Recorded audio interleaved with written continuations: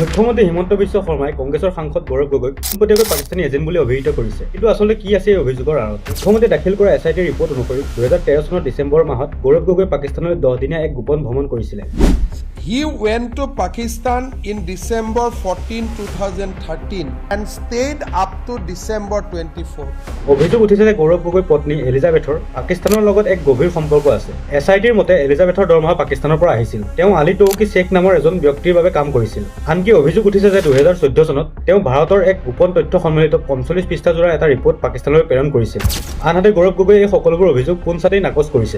SIT report মুকলি কৰিলে প্ৰায় 2.5 ঘণ্টা তেওঁ দীঘলীয়া কথাবোৰ ক'লে, এটাও প্ৰমাণ তেওঁ দিব নোৱাৰে। তেওঁৰ মতে এই সকলোবোৰ মুখ্যমন্ত্ৰীৰ এখন চিগেট চিনেমাহে।